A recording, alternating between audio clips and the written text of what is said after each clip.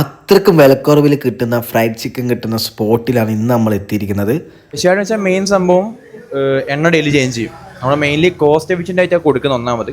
അത് മാത്രമല്ല ആ മാക്സിമം കൊടുക്കുന്ന റേറ്റിന് മാക്സിമം ക്വാളിറ്റിയാണ് കൊടുക്കുന്നത്.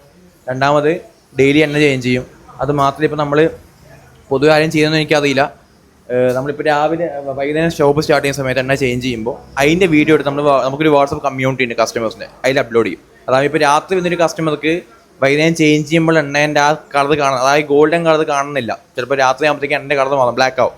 അപ്പോൾ ആ ഒരു കസ്റ്റമർക്കും കൂടി കറക്റ്റായിട്ട്, അതായത് നമ്മൾ ഡെയിലി എണ്ണ ചേഞ്ച് ചെയ്യുന്നുണ്ട് എന്നൊരു വിശ്വാസം വരുത്താനായിട്ട് നമ്മൾ ഡെയിലി കസ്റ്റമർക്ക് ഈ സംഭവം അയച്ചു കൊടുക്കും, എണ്ണേൻ്റെ വീഡിയോ.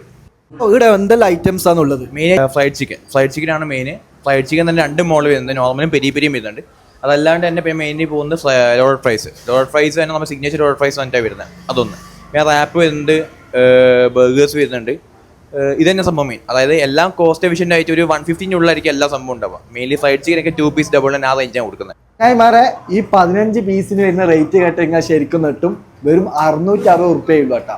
50 പീസിന് വരുന്നത് 440 ഉറുപ്പ്യയും, പിന്നെ നിങ്ങൾക്ക് സിംഗിൾ പീസ് ആണെങ്കിൽ വെറും 50 ഉറുപ്പ്യുള്ളൂ കേട്ടോ. ഈ 2 വരുന്നത് റാപ്പിന് വെറും 99 ഉറുപ്പ്യുള്ളൂ കേട്ടോ. ഈ ഒരു ബോക്സിന് ലോഡർ പ്രൈസിന് വരുന്നത് 150 ഉള്ളൂ കേട്ടോ.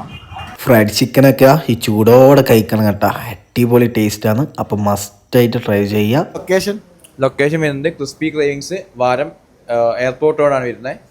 റോയൽ എൻഫീൽഡിൻ്റെ നേരെ ഓപ്പോസിറ്റ്.